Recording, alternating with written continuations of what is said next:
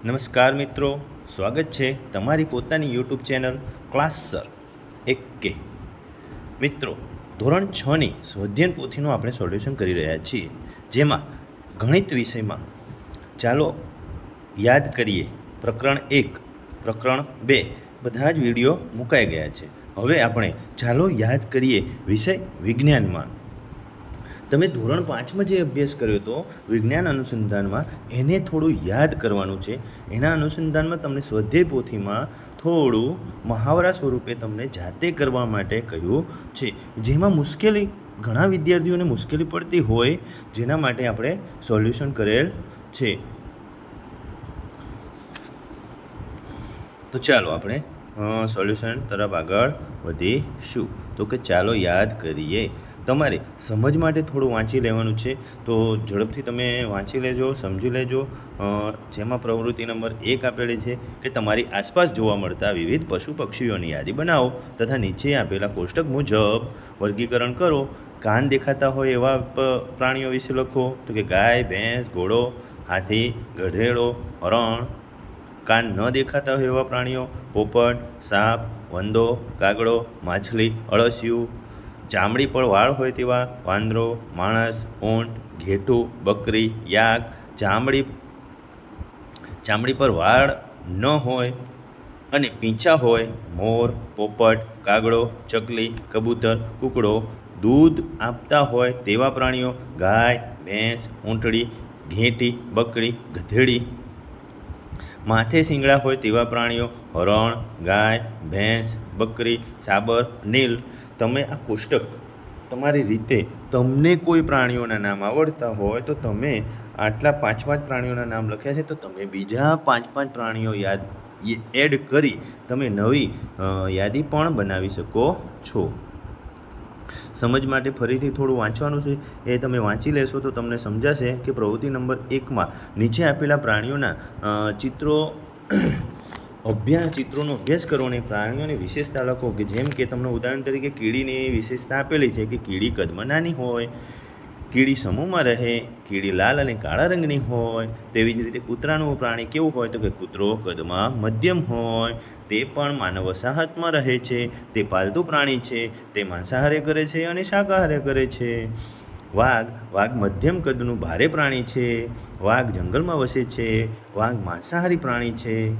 સાપ પેટે સરકતું પ્રાણી છે. સાપ બીજા પ્રાણીઓના દરમાં રહે છે. ખાસ યાદ રાખજો, સાપનું કોઈ દર હોતું નથી, એના હાથ પગ કે કાંઈ હોતું નથી, તો દર ખોદી શકતો નથી. એટલા માટે સાપ બીજા પ્રાણીઓના દરમાં રહે છે. સાપ, ગરોળી, દેડકા, બીજી નાની નાની જીવાતો ખોરાકમાં ગ્રહણ કરે છે. પ્રવૃત્તિ નંબર 2, આપણે નીચે આપેલા પ્રશ્નોને ચર્ચા કરો. 1. કયા પ્રાણીઓના કાન નાના અને કયા પ્રાણીઓના કાન મોટા હોય છે? તો કે જે સસ્તન વર્ગના પ્રાણીઓ હોય એ પ્રાણીઓના કાન મોટા હોય, અને જે સસ્તન વર્ગની બહાર એટલે વિહંગ વર્ગ હોય, સરીસૃપ હોય, એના કાન નાના અને કાન શરીરની બહાર દેખાતા ન હોય તેવા હોય છે. બીજું, કયા પ્રાણીઓ દૂરની વસ્તુ સરળતાથી જોઈ શકે છે? તો દરેક પ્રાણીઓ દૂરની વસ્તુ સરળતાથી જોઈ શકે છે, પણ ક્યારેક સરીસૃપ એવા પ્રાણીઓ હોય કે જે દૂરની વસ્તુઓને સરળતાથી જોઈ શકતા નથી. ત્રીજું, કયા પ્રાણીઓની ગંધ પારખવાની શક્તિ તીવ્ર હોય છે? તો કે કૂતરા જેવા પ્રાણીઓની ગંધ પારખવાની શક્તિ તીવ્ર હોય છે. પ્રોજેક્ટ કાર્ય છે, તમારી આસપાસ જોવા મળતા વિવિધ પશુ પક્ષીઓની યાદી બનાવો. તમને જે ગમતા હોય અને તમે જોઈને ઓળખતા હોય એવા પશુઓ એટલે કે માનવ વસાહતમાં રહેતા હોય, પાલતુ પ્રાણીઓ હોય. પક્ષીઓ એટલે કે આપણી આજુબાજુ ઉડતા હોય, ફરતા હોય, ચણતા હોય એવા પક્ષીઓના નામ. તેમાંથી કોણ ઈંડું મૂકે છે, કોણ બચ્ચાને જન્મ આપે છે, તેની પણ યાદી બનાવવાની છે. જેમ કે હું એક ઉદાહરણ તરીકે આપું કે આપણે લખીએ કાગડો શું કરે? ઈંડું મૂકે. બીજું, રાત્રે જોઈએ છીએ કે અંધકાર અથવા તો અવાવરું જગ્યામાં લટકી રહે તો ચામાચીડિયું, તો એ પક્ષી નથી, પણ એ પ્રાણી છે જે બચ્ચાને જન્મ આપે છે. ગાય, ભેંસ આવા બધા પાલતુ પ્રાણીઓ છે જે બચ્ચાને જન્મ આપે છે. મરઘી છે, બતક છે, કાગડો છે, કબૂતર છે. આવા બધા પ્રાણીઓ શું કરે? એ પક્ષીઓને બચ્ચાને જન્મ આપતા નથી, પણ શું કરે? એ ઈંડા મૂકે છે. તો આવી વિવિધ 5 થી 10 પ્રાણીઓ અને પશુઓ અને પક્ષીઓની યાદી તમારી નોટમાં બનાવો. ચાલો આગળ. પ્રવૃત્તિ નંબર 1, નીચે આપેલી ખાદ્ય સામગ્રીની જાળવણીનો ઉપાયો જણાવો. ઘઉંને કેમ જાળવીશું? તો કે બોરિક એસિડ નામનો જે પાવડર આવે ને એમાં છાંટી દો, અથવા તો લીમડાના સૂકા પાન મૂકી દો. ચોખામાં બોરિક એસિડ નાખી દો, બસ પાવડર છાંટી દો. અથાણું તેલમાં ગરમ કરી નાખવાનું, તેલ ગરમ કરીને ઠંડુ પાડીને ઉમેરી દેવાનું. દાળ તો દિવેલ નાખી દેવાની. મરી મસાલા કાચના વાસણમાં રાખવાના. દૂધ ગરમ કરી લેવાનું, પછી ઠંડુ કરવાનું અને ફ્રીજમાં રાખી દેવાનું. બટાકા ડુંગળી ખુલ્લામાં પણ જ્યાં ભેજ ન આવતો હોય એવી જગ્યા પર. મરચાં સૂકવીને આપણે લાંબો સમય સાચવી શકીએ. પ્રવૃત્તિ નંબર 3, નીચેના કોષ્ટકમાં માંગ્યા મુજબ જવાબ આપો. એવી સામગ્રી જેને રાંધવામાં પાણીનો ઉપયોગ થતો હોય. ભીંડાનું શાક હોય, કારેલાનું શાક હોય, ડુંગળી બટેકાનું શાક હોય, રીંગણનું શાક હોય.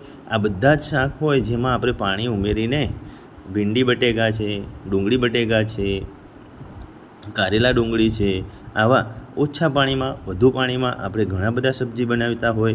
રીંગણનું શાક છે, દાળ અને ભાત છે. દાળ બનાવી તોય પાણી નાખીએ, ભાતમાં પણ પાણી, ખીચડીમાંય પાણી નાખીએ, રોટલીને લોટ બાંધવા સમયે પાણી ઉમેરીએ છીએ. એવી સામગ્રી જેને રાંધવામાં પાણીનો ઉપયોગ થતો ન હોય.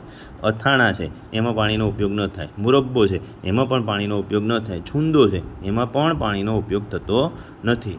પ્રવૃત્તિ નંબર 4, તળાવની આજુબાજુ. આ ફકરામાં પાણીના કયા સ્ત્રોતની વાત કરવામાં આવી છે? આ ફકરામાં વરસાદના પાણીના સ્ત્રોતની વાત કરવામાં આવી છે. તો તળાવમાં ક્યાંથી પાણી ભરાય? તો કે વરસાદનું જ પાણી ભરાય. એટલા માટે આમાં વરસાદના પાણીની વાત કરી છે. ગઢસીસર તળાવ કેમ બનાવવા આવ્યું હશે? તો કે ગામમાં વસતા પશુ પક્ષીઓ અને માનવ વસાહતને પાણી પૂરું પાડવા માટે, પાણી ખૂટી ન પડે એટલા માટે તળાવ બનાવવામાં આવ્યું છે. તમારા ગામની વાવ, તળાવ કે ગામ પાસેથી પસાર થતી નદીનું નામ લખો. તો કઈ નદી પસાર થાય છે? સાબરમતી, આવડ. આપણે મોટી નદીનું જ નામ લખી નાખીએ. સાબરકાંઠા કઈ નદીના કાંઠે આવેલું છે? પોશીના કઈ નદીના કાંઠે આવેલું છે? તો કે સાબરમતી. આપણે શું લખીશું? સાબર. ઓકે. તળાવ સરોવર કઈ રીતે ભરાતા હશે? તો કે સતત અને એક ધારો વરસાદ ભરાતો હોય તો તળાવ એક જગ્યાએ અવાવરું હોય ને જે પાણી ત્યાં આગળ બધું ભેગું થાય એટલે તળાવ વરસાદના કારણે ભરાતું હશે. સમજ માટે એક સરસ મજાનો ફકરો આપેલો છે. તમે ધ્યાનથી શાંતિથી ધીરે ધીરે વાંચી લેશો એને. આગળ પ્રવૃત્તિ નંબર 1, નીચેનું કોષ્ટક પૂર્ણ કરો. પ્રાણીઓના ઉપયોગ. ગાય અને ભેંસ દૂધ માટે, છાણા માટે. ઘેટાં ઊન માટે અને ખાતર મેળવવા માટે. ઊંટ રણમાં વાહન તરીકે ઉપયોગ કરીએ અને એનું ઊન પણ મેળવીએ. ઘોડો સવારી કરીને આપણે એક જગ્યાએથી બીજી જગ્યાએ વાહન તરીકે અને રેસમાં દોડાવવા માટે પણ એનો ઉપયોગ કરીએ છીએ. પ્રવૃત્તિ નંબર 2, નીચે આપેલા બીજનું માંગ્યા મુજબ વર્ગીકરણ કરો. નીચે ઘણા બધા બીજ તમારે જે ઓળખતા હો ને એ 15 થી 20 બીજના નામ લખી નાખવાના અને તમારે એનામાંથી ગોળ બીજ, ચપટા બીજ, લીસા બીજ, ખરબચડા બીજ અલગ કરવાના. ચાલો, ગોળ બીજ કયા? તો વટાણાના ગોળ હોય. ભીંડાના બીજ અંદરથી કાપીને કાઢો ને તો એ પણ ગોળ હોય. બોરના બીજ હોય ને એ પણ ગોળ હોય. તુલસીના બીજ હોય ને નાના એ પણ ગોળ હોય. ચપટા બીજ કોણ હોય? તો કે વાલના, ચીકુના, તળબૂચના, સફરજનના. આ બધા ચપટામાં ચોંટેલા બીજ હોય. લીસા બીજ કોના હોય? દિવેલાના એકદમ લીસા હોય. ભીંડાના બીજ પણ એકદમ મસ્ત લીસા હોય. મગ કેવા હોય? એકદમ લીસા. ચીકુના બીજ પણ જોઈ લો, ચપટા હોય પણ લીસા હોય. ખરબચડા બીજ કયા હોય? તો કે ચણાના બીજ ખરબચડા હોય. બોરના બીજ હાવ ખરબચડા હોય. સરગવાના બીજ સાવ ખરબચડા હોય. આસોપાલવના બીજ પણ ખરબચડા હોય. પ્રવૃત્તિ નંબર 3, નીચે આપેલા શબ્દોમાંથી બીજને ઉગવા માટે જરૂરી પરિબળોની ફરતે વર્તુળ કરો. પહેલી લાઈનમાં આકાશ, વાદળ અને જમીન. તો જરૂરી પરિબળ કયું છે? તો કે જમીન. જમીન એ જરૂરી પરિબળ છે, તો જમીન ઉપર આઉટ કરો. અને બીજામાં હવા, ઠંડી અને સિમેન્ટ. તો હવા અને ઠંડી એ બંને જરૂરી છે. ત્રીજામાં ગરમી, પાણી અને માટી. તો ગરમી, પાણી અને માટી ત્રણેય વસ્તુ જરૂરી છે. ચોથામાં વરસાદ જરૂરી છે. લાકડું અને પ્રાણીઓની જરૂર હોતી નથી. મહાવરો કરીએ. તમે જાણતા હોય તેવા હવા, પાણી અને પ્રાણીઓ દ્વારા ફેલાતા બીજના નામ લખો. હવા દ્વારા ફેલાતા બીજ, પાણી દ્વારા ફેલાતા બીજ, પ્રાણીઓ દ્વારા ફેલાતા બીજ, જો હવા દ્વારા કયા ફેલાય તો કે આકડો, સીમડો, રાયના બીજ, તુલસીના બીજ, જેના નાના હોય ફૂંક મારો ઉડી જાય એવા બીજ હોય એ બધા જ બીજ હવા દ્વારા ફેલાય. પ્રાણીઓ દ્વારા કયા બીજ ફેલાય તો કે તકમરિયાના બીજ, સિંગોડાના બીજ, નાળિયેરના બીજ. પ્રાણીઓ દ્વારા નહીં, પાણી દ્વારા કયા ફેલાય, જે પાણીમાં પડે ને તરીને જે પેલી એક જગ્યાએથી બીજી જગ્યાએ જાય એવા બીજ. તકમરિયા, સિંગોડા, નાળિયેર એવા ઘણા બધા બીજ હોય કે જે પાણીમાં પડીને તળી જાય. પ્રાણીઓ દ્વારા ગોખરું, ગાડરું, બાજરી, તો ક્યાંક બાજરી ચણી હોય ને પછી ગમે ત્યાં જઈને પોદળો કરે એટલે એ બાજરી ક્યાં જાય, એક જગ્યાએથી બીજી જગ્યાએ. જવ, મકાઈ એવી જ રીતે પ્રાણીઓ પોતાના ખોરાકમાં આખા બીજ ગળી ગયા હોય ને પછી પાચન ન થયું હોય ને એના મળ દ્વારા બહાર નીકળ્યો હોય તો એ પ્રાણી એક જગ્યાએથી બીજી જગ્યાએ જાય ત્યારે. સમજ માટે એક કોષ્ટક આપેલું છે કે તમારા ગામમાં જુદી જુદી સંસ્થાઓ આવેલી હશે, એ સંસ્થાઓની મુલાકાત લેવાની. જેમ કે ડેરીની વાત કરી છે તો આપણે ડેરીની મુલાકાત લો, પોસ્ટ ઓફિસ છે, પોલીસ સ્ટેશન છે, અથવા પ્રાથમિક શાળાની મુલાકાત, ક્યારેક ગ્રામ પંચાયતની મુલાકાત પણ લઈ શકાય. અને આપણે એક સરસ મજાનો પ્રોજેક્ટ કાર્ય કરી શકીએ કે તમારા ગામની દૂધ મંડળીનું મુલાકાત કરો અને તેના કાર્યો તથા ત્યાં કામ કરતા વ્યક્તિઓ વિશે ટૂંક નોંધ લખો. એટલે ટૂંકી નોંધ બનાવવાની છે, તમારે તૈયાર કરવાની છે કે ત્યાં કોણ કોણ કામ કરે છે, કેવા વ્યક્તિઓ ત્યાં કામ કરે છે. બીજી એક વસ્તુ આપેલી છે આગળ કે આપણી આસપાસ વિવિધ પ્રકારની વનસ્પતિઓ, પ્રાણીઓ, પદાર્થો, ખાદ્ય સામગ્રીઓ આવી બધી ઘણી બધી લક્ષણો અને ગુણધર્મો ધરાવતી અલગ અલગ વસ્તુઓ જોવા મળે છે. એમાં પ્રવૃત્તિ કેટલા બધા બીજ છે, તમારે ઘણા બધા બીજ ભેગા કરી લેવાના છે. વિદ્યાર્થી મિત્રોને તમારી આસપાસ જોવા મળતા બીજ ભેગા કરો અને તેમાં કોષ્ટકમાં ગોઠવો. બીજનું નામ રાજમા છે, રંગ કેવો છે, બદામી અને લાલ હોય. આકાર કેવો હોય તો કે ચપટો, તમને દેખાય છે એવો ચપટો, આમ ચોટેલા, ગોળ, લંબગોળ, કાજુ જેવો. સપાટી કેવી હોય તો કે લીસી સપાટી હોય. એવા ઘણા બીજા બીજના નામ તમારી નોટબુકમાં લખવાના છે. હવે નીચેના કોષ્ટક, આગળનો મહાવરો છે કે નીચેના કોષ્ટકની વિગતો જણાવો. તમારી ટેવ, લક્ષણ કે આદત કોના જેવી છે, તમારા મમ્મી જેવી છે કે તમારા પપ્પા જેવી છે? તો કે તમારું અંગ, ટેવ અને લક્ષણ, દેખાવ અને રંગ કોના જેવો છે, કે મમ્મી જેવો હોય તો માતા જેવો કે પિતા જેવો? વાળ છે ને હંમેશા યાદ રાખવાનું, વાળ પિતા તરફથી જ મળે આપણને. પિતાજી જો ટાલવાળા હોય તો ભવિષ્યમાં આપણે ટાલ પડવાની સંભાવના છે, કેમ કે વારસામાં મળે છે. વારસાગત જે પણ મળે એ બધું પિતા તરફથી. આંખનો રંગ કાળો અને સફેદ હોય, કોના તરફથી મળે? માતા તરફથી. ચામડીનો રંગ ગૌવર્ણ હોય તો કોના તરફથી મળે? માતા તરફથી. હાસ્ય ખુલ્લીને હસતા હોય, મંદ હાસ્ય હોય, કોના તરફથી? તો કે માતા તરફથી. કેમ તો કે માતાના પેટમાં બાળક ઉછળતું હોય, એના ગર્ભમાં બાળક ઉછળતું હોય ત્યારે એના હાવ ભાવ અને એની બધી જ રીતભાત એ શીખતું હોય. ઊંચાઈ કોના તરફથી? મધ્યમ હોય, બહુ ઊંચું હોય, પણ ઊંચાઈ એ પિતા તરફથી મળે. લખવાની શૈલી જમણા હાથે લખતું હોય કે ડાબા હાથે લખતું હોય, એના પિતા તરફથી મળે છે શૈલી. કોઈ પણ હાવભાવ અને રહેણી કરણી જોઈને શીખ્યો હોય એ બધી જ વસ્તુઓ એને પિતા તરફથી મળે છે. બીજું, વારસાગત રોગો કોને કહેવાય? ચર્ચા કરો. બીજું, વારસાગત રોગો કોને કહેવાય? ચર્ચા કરો. વારસાગત રોગોની ફરતે કુંડાળું કરો. ડાયાબિટીસ વારસાગત રોગ છે, એ કુંડાળું પહેલેથી આપેલું જ છે. બ્લડ પ્રેશર પણ વારસાગત રોગ છે. પ્રોજેક્ટ કાર્ય, તમે જોયેલા બે જોડિયા બાળકો વચ્ચેની સમાનતા અને ભિન્નતા વિશે જાણકારી મેળવીને લખો. ચાલો, ગામમાં જે પણ બે જોડિયા હોય, ટ્વિન્સ જન્મ્યા હોય, એ બાળકને જોવા જાઓ, એને રમાડો, એના વિશે એને મમ્મી જોડે ચર્ચા કરો અને એમાં શું સામ્યતા અને શું વિવિધતા છે એ જુઓ અને તમારી નોટમાં નોંધ કરો.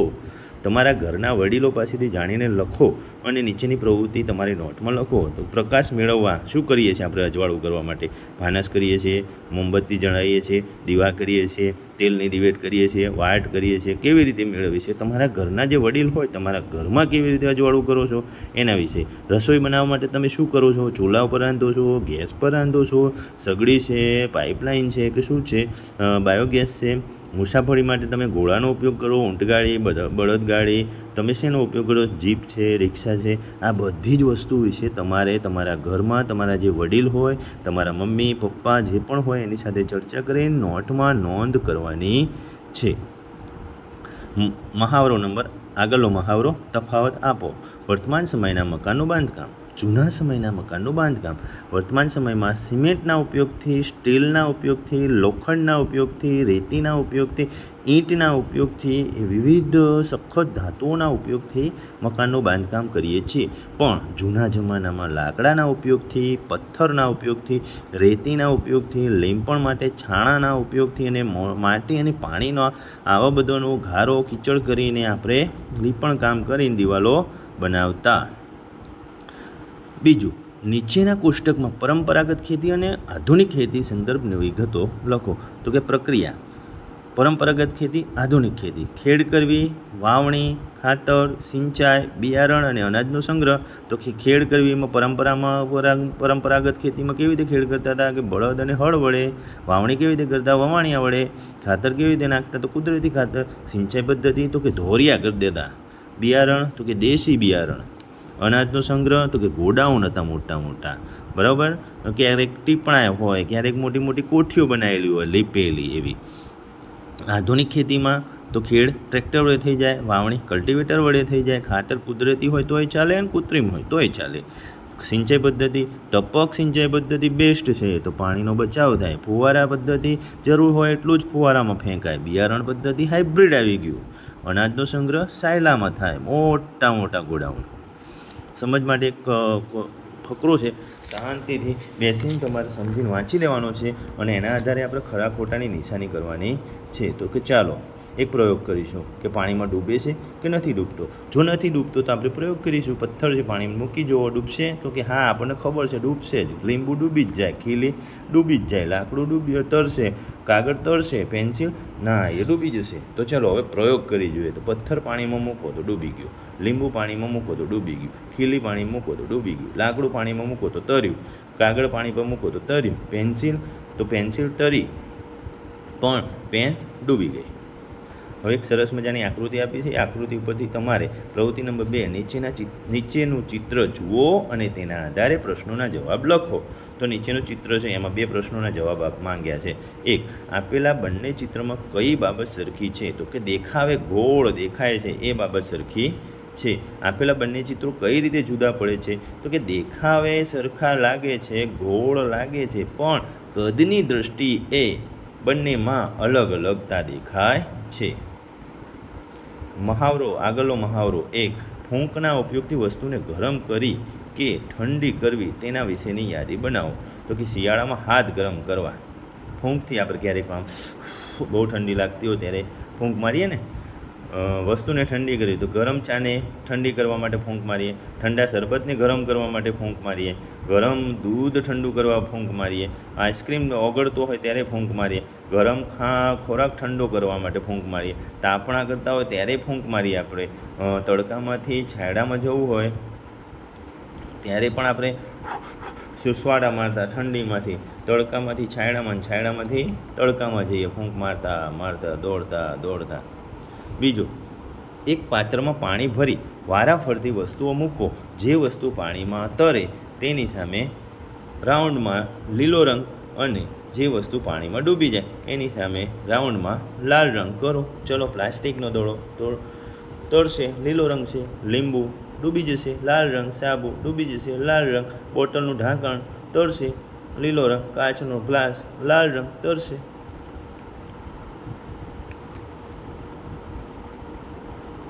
કાચનો ગ્લાસ ડૂબી જશે એટલે લાલ રંગ છે. સમજવાનો એક ફકરો તમે વાંચી લો એટલે તમને સમજાઈ જશે કે નીચે આપેલી કોષ્ટકના આધારે સૌર ઉર્જાથી ચાલતા સાધનો, સૂર્યકુકર, solar water heater, solar rooftop વગેરે, વીજળીથી ચાલતા સાધનો, ઇસ્ત્રી, ઇલેક્ટ્રિક બલ્બ, ટેલિવિઝન, ફ્રીજ વગેરે કયા સાધનો પર્યાવરણને નુકસાન નહીં કરે? તો કે સૂર્યકુકર, solar water heater, solar rooftop, આ બધા સાધનો પર્યાવરણને નુકસાન નહીં કરે. કયા સાધનો લાંબા ગાળે સસ્તા લાગશે? તો કે સૂર્યકુકર, solar water heater, solar rooftop એ લાંબા ગાળે આપણને સસ્તા લાગે છે. આગળનો મહાવરો, વિવિધ પ્રવાહી લઈ તેમાં લીંબુ તરે છે કે ડૂબે છે તેનું અવલોકન કરીને નોંધ કરો. તો કયા પ્રવાહી લેશું આપણા ઘરમાં? તો કે પેટ્રોલ હોય, કેરોસીન હોય, તેલ હોય, દૂધ હોય, પાણી હોય. બીજા કયા પ્રવાહી હોય? તો તો વિચારો, તમારા વડીલો સાથે ચર્ચા કરો અને બધા જ 6 થી 7 ગ્લાસમાં પ્રવાહી ભરો અને બધામાં એક એક લીંબુ નાખીને પ્રયોગ કરો અને એ નોંધ તમારી નોટમાં સરસ અક્ષરે લખો. બીજો પ્રશ્ન, આપેલા ચિત્રનું ધ્યાનથી અવલોકન કરીને ઘટના બનવા પાછળ કયા કારણો હોઈ શકે તેની ચર્ચા કરો. તો ચિત્ર જોઈએ છે તો આપણને દેખાઈ રહ્યું છે કે ગાડી ઊંધી પડી છે, એનો મતલબ કે એક્સિડન્ટ થઈ ગયું છે. બાજુમાં જે ગાડી પડી છે એને બ્રેક મારીને રોકી છે, પેલી ગાડી ડિવાઈડરને ઠોકાઈને ઊંધી પડેલી છે. કાં તો એ બહુ સ્પીડમાં હશે, કાં તો ભાઈને દારૂ પીધો હશે, કોઈ પણ કારણ હોઈ શકે. કાં તો ભાઈ રાતે ઉજાગરો કર્યો છે અને સ્ટેરિંગ પર એના ઊંઘ આવી ગઈ હશે, ઝોકું આવી ગયું હશે, બેધ્યાન અવસ્થા હશે, કાંઈ વચ્ચે આવી ગયું હશે કોઈ પ્રાણી, એને બચાવવામાં કોઈ પણ પ્રકારનું કારણ હોઈ શકે. પણ એક્સિડન્ટ એ ભાઈને નડ્યો છે તો કદાચ એ ભાઈને જાન પણ ગુમાવ્યો હોઈ શકે.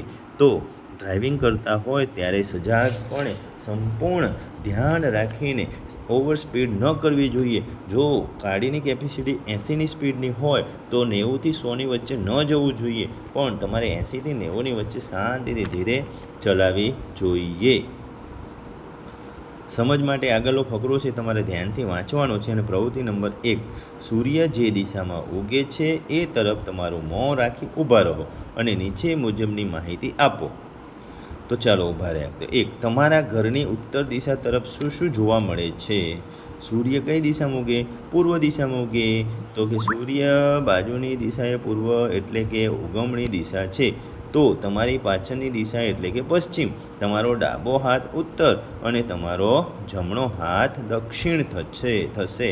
તો સૂર્ય પશ્ચિમ એટલે ઉપર. તમારા ઘરની ઉત્તર તરફ શું શું જોવા મળે છે?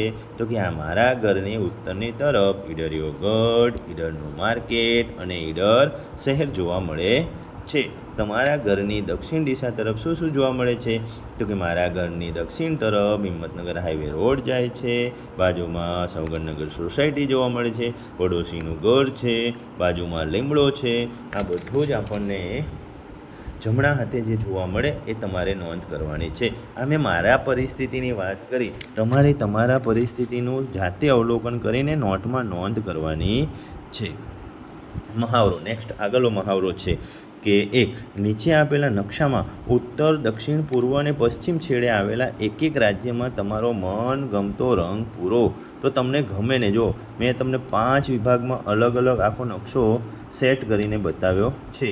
જો તમને જેવું અનુકૂળ આવે એ રીતે એક એક રાજ્યમાં, ઉત્તરમાં જમ્મુ, દક્ષિણમાં નીચે, પૂર્વમાં, પછી પશ્ચિમમાં જે પણ રાજ્ય તમને ગમે એ મેં તમને આખા 5 વિભાગમાં, મધ્ય ભાગમાં, ઉત્તર ભાગમાં, દક્ષિણ ભાગમાં, પૂર્વ ભાગમાં અને પશ્ચિમ ભાગમાં, એ 5 ભાગમાં આપણો ઇન્ડિયાનો આખો નકશાનો સરસ મજાના કલર પૂરીને બતાવી દીધો છે. તો એવી રીતે તમારે તમને ગમતા રાજ્યમાં કલર પૂરવાના છે. ચાલો આગળ. નકશામાં તમારો જિલ્લો શોધી તેમાં જિલ્લાનું નામ લખો. તેનાથી પૂર્વ, પશ્ચિમ, ઉત્તર અને દક્ષિણ દિશામાં શું આવેલું છે તે જણાવો. તો ચાલો, સરસ મજાની એક પ્રવૃત્તિ આપેલી છે ભાઈ.